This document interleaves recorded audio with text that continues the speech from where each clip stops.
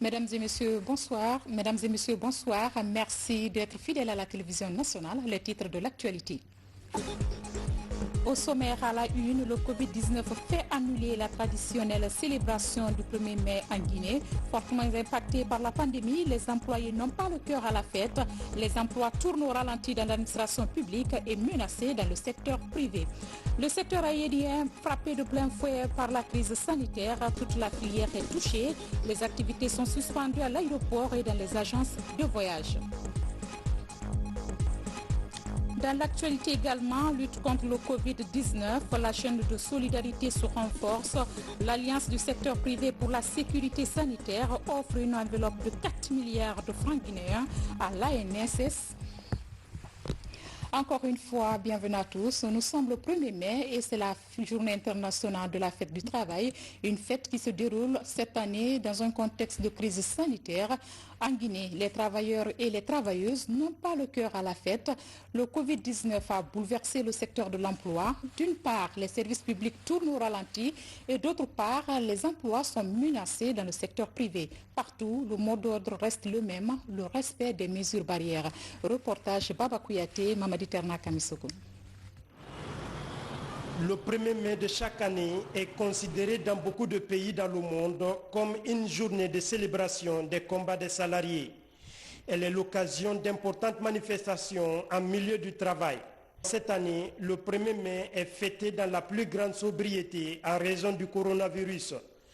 L'administration, sous la menace du virus, a enregistré des cas confirmés de la maladie. Ce qui a poussé le ministre de la fonction publique, à travers un communiqué datant du 30 mars dernier, de mettre en place un plan de maintien des activités essentielles pour la continuité du service public. Et depuis, les services publics tournent au ralenti. Nous sommes là, le service est très réduit. Dans les bureaux, il n'y a que 2 personnes au maximum, le chef de service plus un personnel d'appui. Et après l'acte que la fonction publique a pris depuis le 30 mars, nous avons ici institué un système de roulement qui impose à tous les chefs de service de réduire drastiquement le personnel et de ne retenir que ceux dont la présence est indispensable. Le coronavirus impacte considérablement à la fois les services publics et privés. Si dans les services publics, les salaires des agents sont protégés en cette période de pandémie, tel n'est pas le cas dans le service privé où des emplois sont menacés. Dans une vingtaine d'entreprises, des congés techniques. Le secteur privé particulièrement est fortement impacté par cette crise, par cette pandémie de Covid-19. Mais le secteur le plus impacté dans le secteur privé, c'est évidemment le secteur du tourisme, l'hôtellerie et la restauration. Ce secteur reste fortement impacté par la propagation de cette pandémie. Le milieu du travail, de façon générale, reste fortement impacté. Et à date, l'inspection générale du travail a reçu une vingtaine de lettres d'information de mise en chômage technique d'une partie ou l'ensemble des travailleurs. La protection des emplois en cette période difficile dans les entreprises est le défi actuel de l'inspection générale du travail. L'institution est en train d'élaborer un rapport qui sera soumis au gouvernement et aux chefs d'entreprise. Aujourd'hui, quand vous prenez le code du travail, les employeurs peuvent mettre les travailleurs en chômage technique et leur accorder une prime de 30%. Ce que nous souhaitons, nous sommes en train d'y réfléchir, c'est que cette prime puisse être révalorisée en faveur des travailleurs d'un côté. De l'autre côté aussi, nous sommes en train de réfléchir de telle sorte que nous puissions faire des propositions aux autorités afin que l'autorité puisse aussi accompagner les employeurs. Parce que d'un côté, on essaye de valoriser la prime de chômage technique, mais de l'autre côté aussi, il faut aussi accompagner les employeurs. Cette année, à la place des cérémonies festives, les autorités administratives conseillent le respect des barrières sanitaires par les travailleurs. Un 1er mai, pas comme les autres, la pandémie du coronavirus a mis au chômage technique beaucoup d'employés et parmi les secteurs les plus touchés figure le transport aérien. Un coût ressenti dans toutes les filières de ce secteur depuis la fermeture des frontières. À l'aéroport international de Conakry ainsi que dans les agences de voyage, les activités sont presque suspendues. Partout, le personnel est revu à la baisse. C'est un constat de nos reporters Maïmouna Bila Diallo, Moumel Lamine Kaba. Une piste presque déserte, un personnel rare et des activités au ralenti. Comme tous les aéroports du monde, l'aéroport international de Conakry est touché de plein fouet par la crise sanitaire. Dans le pays, c'est ici où l'impact du Covid-19 est plus visible. L'aéroport en ce moment est ouvert de 6h du matin à 18h. L'aéroport est en ce moment très désert, je dirais, parce que l'aménagement est fait pour recevoir les avions et on ne reçoit aucun avion commercial en ce moment qui nous rapporte de l'argent. L'effectif est très réduit pour juste assurer la maintenance et le traitement de quelques rares avions qui arrivent de façon humanitaire. Cet espace aérien recevait en temps normal près de 10 vols par jour. Depuis la fermeture des frontières aériennes, aucun vol commercial n'a atterri sur ce tarmac. Seuls quelques rares cargos humanitaires brisent la paralysie. Depuis le 24 mars, pratiquement nous avons fermé l'aéroport. L'aéroport est fermé aux vols commerciaux, mais nous avons obligation de recevoir les vols cargo qui viennent avec du fret. Souvent c'est des médicaments ou de la marchandise. Et nous avons des vols humanitaires. Les vols humanitaires servent à venir chercher les étrangers sur notre sol pour les ramener à leur pays d'origine. Sinon, à part ça, on n'a aucun vol étranger. Et tous les vols qui arrivent, ils arrivent sous autorisation. L'aéroport de Conakry ne reçoit pas de passagers. Les passagers peuvent quitter Conakry pour aller ailleurs, mais nous ne recevons aucun passager. L'aéroport grippé, ce sont les agences de voyage qui touchent plus fort. Dans certains endroits visités par notre équipe, pas d'employés. Les portes sont d'ailleurs toutes cadenassées. Dans cette agence de voyage, par exemple, les activités commerciales sont aux arrêts depuis le 13 mars. Désormais, le peu de travail qui arrive se fait en ligne. Il y a une partie en congé technique, une partie qui font du télétravail, c'est-à-dire qui travaillent à partir du domicile. Mais administrativement, nous continuons à travailler. C'est catastrophique pour tout le monde, surtout pour les agences de voyage et toute autre entité évoluant dans le tourisme. Bon, du côté du voyage, nous, on a dû arrêter pratiquement avant tout le monde. Et c'est sûr que financièrement, ça reste une catastrophe parce que les charges fixes restent. Nous avons une partie de nos employés qui sont en congé technique, mais les salaires restent toujours et aussi il faut payer les loyers, il faut payer autre chose. En attendant la fin de la pandémie du Covid-19, les agences de voyage mènent une demi-vie. De nombreux employés sont en ce moment en congé forcé. Seuls les allègements et exonérations fiscales initiées par les pouvoirs publics pourront aider ces agences à survivre à la crise avec la préservation des emplois. Le 1er mai est une date symbolique en l'honneur de ceux et celles qui effectuent un travail. Mais cette année, la donne a changé. La journée du travailleur se fait sans le travail. Congé technique pour certains et chômage pour d'autres. Après quelques semaines donc, les victimes ont du mal à joindre les deux bouts. Ce soir, immersion dans la vie d'un jeune assureur. Il est admis en congé technique par son employeur. C'est un reportage de Mohamed de Camara. Suivi. Un 1er mai, pas comme les autres. Cette année, plusieurs travailleurs guinéens sont en congé technique à cause du Covid-19 qui sévit dans le pays. C'est le cas de Kalamabi Dissila, un jeune cadre qui évolue dans une société d'assurance de la place. Depuis 2 semaines, il est à la maison sur décision de sa hiérarchie. Son quotidien se résume essentiellement au suivi et à l'éducation de ses enfants. Je respecte l'instruction de ma hiérarchie, de mes chefs, et il le faut. Et non seulement pour une raison de personnel, mais collectivement, il faut respecter la distanciation sociale.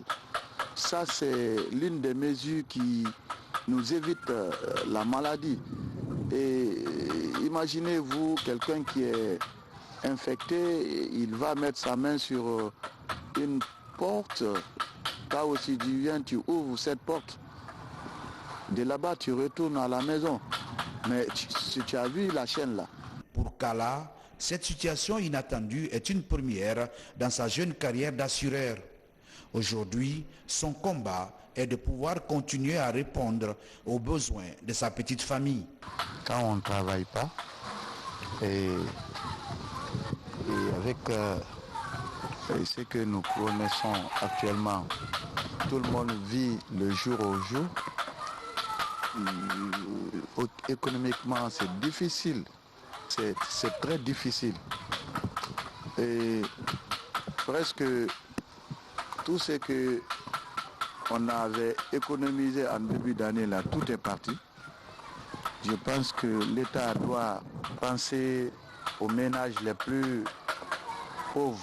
À quand la fin de cette pandémie? C'est la question que plusieurs travailleurs dans la même situation que Kala Mabinti se posent. En attendant, lui et ses amis font du combat contre le coronavirus un défi à relever dans l'urgence. Et puis cette assistance des tonnes de riz, de sucre et de poissons pour les imams de la commune de Kaloum, c'est un geste de la Fondation Ababakar Bombodi Camara pour la paix et le développement. La Fondation a également fait des dons de kits de lavage des mains accompagnés de savon, d'eau de javel et un important lot de masques de protection à la ville de Nzérekore. C'est dans le cadre de la lutte contre le coronavirus. Amadou Touré. À la place du traditionnel défilé, l'humanité célèbre cette année la journée internationale du travail dans un contexte sanitaire atypique. Selon les statistiques, près de 7 milliards d'individus sont confinés.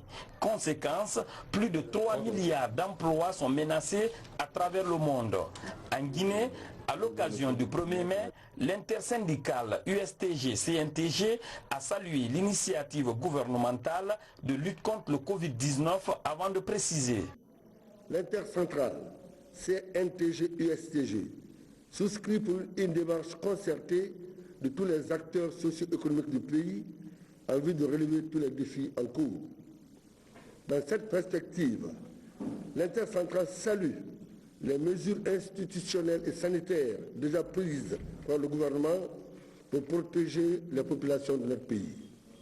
Elle félicite et encourage les employeurs qui ont bien voulu développer des initiatives en vue de protéger leurs employés, notamment par le gel des licenciements, ainsi que la mise en place de moyens de protection individuelle et collective sur les lieux de travail. Toutefois, l'intercentrale estime qu'il reste beaucoup à faire au regard de la montée en puissance quotidienne des cas de contamination. C'est pourquoi elle invite le gouvernement à prendre en compte et à activer les structures de concertation sociale fondées sur le tripartisme pour développer des stratégies adaptées aux réalités et conditions économiques de notre pays. Cette 133e journée mondiale du travail est placée en Guinée sous le thème « Riposte syndicale contre le Covid-19 ». Elle est une opportunité pour les différentes centrales de présenter un cahier de charges au gouvernement. La généralisation des tests de dépistage à tous les habitants de la ville de Conakry. 2. L'aménagement avec les fonds humanitaires récoltés des centres plus grands et mieux équipés, ainsi que la prise en charge de tous les malades testés positifs. 3. La distribution gratuite des kits sanitaires à tous les ménages de faibles revenus. 4. L'octroi de l'aide humanitaire à travers la livraison gratuite des denrées de première nécessité à tous les ménages concernés. Nous avons été la première centrale syndicale à faire des propositions de mesures d'accompagnement. Et c'est sur cette base que la primature a fait ses propositions. Nous avons été les premiers à demander la baisse du prix du carburant, à demander de revoir la facture d'eau et d'électricité, de voir la situation des PME, PMI et TPI, de voir la situation du secteur du tourisme et du transport. Bref, toutes les entreprises qui subissent aujourd'hui de plein fouet l'inactivité due à la présence du coronavirus. Célébrée dans 80 pays au monde, la Journée internationale du travail est un jour férié et payé depuis 1947. Elle célèbre le travail, le droit d'expression du monde ouvrier et la lutte pour une journée de travail de 8 heures pour l'ensemble des travailleurs. Vous l'avez compris, c'était plutôt la célébration de la fête du travail par l'intersyndicale USTG-CNTG qui demande aux travailleurs d'observer les gestes barrières et de soumettre un cahier de charge au gouvernement. En Guinée, comme dans plusieurs autres pays du monde, la traditionnelle célébration de la fête du travail n'a pas lieu cette année. Dans sa déclaration, le ministre du Travail a rendu hommage aux travailleurs de Guinée. Il exprime également son regret par rapport à l'impact du Covid-19 sur le secteur privé guinéen. Suivez un extrait de l'intervention du ministre du Travail et de l'Emploi au micro de Moussa Komara. La célébration de la fête internationale du travail cette année se déroule dans un contexte de crise sanitaire sans précédent, imposant à l'ensemble de nos populations le respect d'un certain nombre de mesures, notamment l'état d'urgence décrété par le chef de l'État et le respect strict des gestes barrières afin de rompre la chaîne de contamination. Malgré cet état de fait, les partenaires sociaux et le gouvernement doivent s'en servir pour rappeler le rôle des travailleurs en tant qu'acteurs de premier plan dans le cadre de la lutte contre cette pandémie. Camarades travailleuses, travailleurs de Guinée, à l'heure où la moitié de l'humanité est confinée et où le coronavirus a tué déjà plus de 200 000 personnes, les manifestations de réjouissance restent interdites, mais les partenaires sociaux peuvent mettre à profit cette journée pour sensibiliser leur mandat à travers les médias au respect des gestes barrières dans le milieu du travail.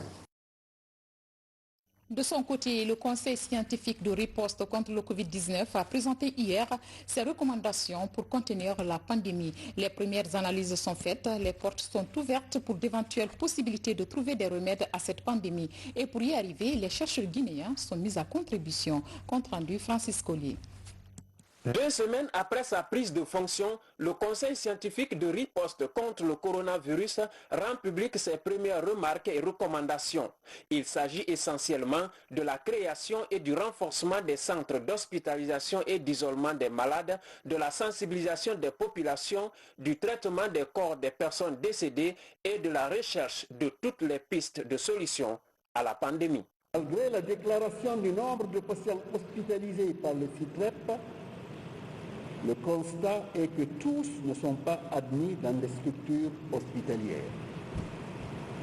Le Conseil constate un risque élevé de propagation du virus lié à un commun regroupement des cas suspects et des malades diagnostiqués positifs au Covid-19. Au regard de ces faits, le Conseil scientifique recommande l'hospitalisation ou l'isolement de tous les cas Covid-19 avec des moyens adéquats au profit de tous les patients pour une prise en charge adaptée et multidisciplinaire en milieu hospitalier ou tout autre lieu dédié. L'identification de nouvelles structures d'accueil des malades auxquelles on adapterait les critères requis pour un centre ou pavillon d'hospitalisation hautement infectieux.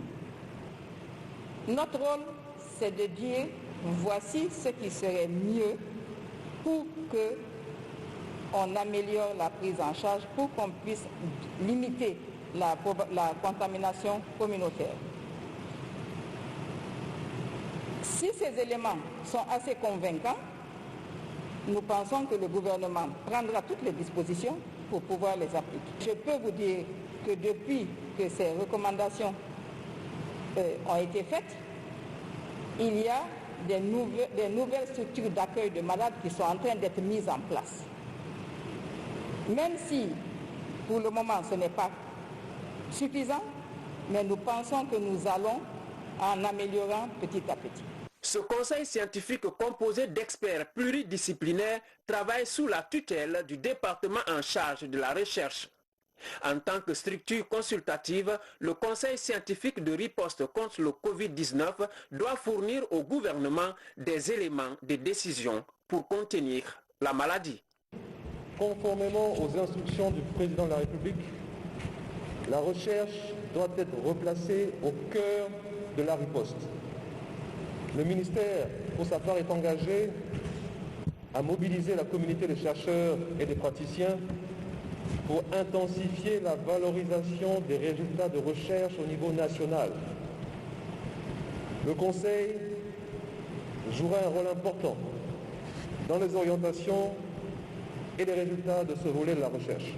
Cette structure de veille, d'analyse et de conseil devra désormais se prononcer sur toute possibilité de remède local contre la pandémie du Covid-19. Toutefois, les portes du Conseil restent ouvertes à toute proposition, même traditionnelle. Ce qui nous amène au décompte des cas du jour. Ce 1er mai, le tableau affiche 42 nouveaux cas confirmés avec un total de 1537 cas confirmés, 342 cumuls guéris et 13 guéris du jour.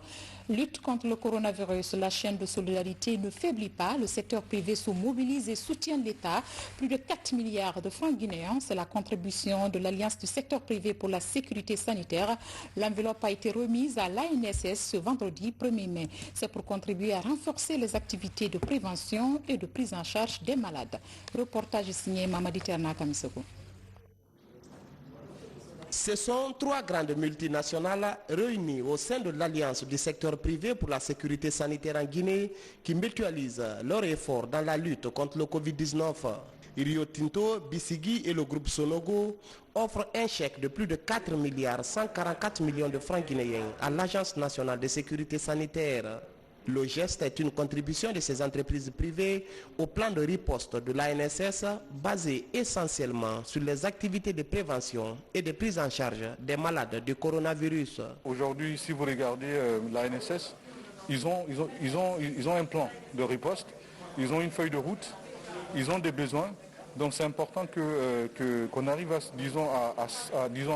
s'aligner de cette politique afin qu'on puisse combattre cette maladie efficacement. L'idée à la base, c'était vraiment d'aller vers une alliance qui puisse regrouper le secteur privé pendant les crises sanitaires et que le secteur privé puisse avoir un cadre légal d'abord et puis qui est en parfaite harmonie avec la politique gouvernementale par rapport au système sanitaire. L'enveloppe va servir à l'acquisition de moyens logistiques, de kits sanitaires et autres matériels de protection pour le personnel soignant. Une donation que l'ANSS promet d'utiliser dans la plus grande transparence. Tout ce que nous allons faire sera transparent à tous les niveaux. Nous vous promettons que les équipements et le montant, tout ce qui sera mis à la disposition de l'ANSS sera utilisé de façon correcte et un rapport vous sera transmis. L'Alliance du secteur privé pour la sécurité sanitaire a vu le jour en janvier dernier. Elle entend mobiliser le secteur privé en vue d'aider le pays à prévenir, détecter et répondre aux crises liées à la santé. L'initiative est accompagnée par le système des Nations Unies à travers l'OIM. Mesdames et messieurs, dans un instant, vous suivrez un direct de la RTG, le Téléthon, pour la mobilisation des ressources matérielles et financières pour lutter contre le Covid-19. C'est une synergie d'action RTG, Adafo Média et 6 Médias. Nous voilà au terme de ce journal. Un grand merci à vous pour votre obligeante attention. Bonne fête de travail à tous les travailleurs et travailleuses de Guinée. Une pensée affectueuse au corps médical qui est à pied d'œuvre pour endiguer le Covid-19. Bonsoir chez vous. À demain.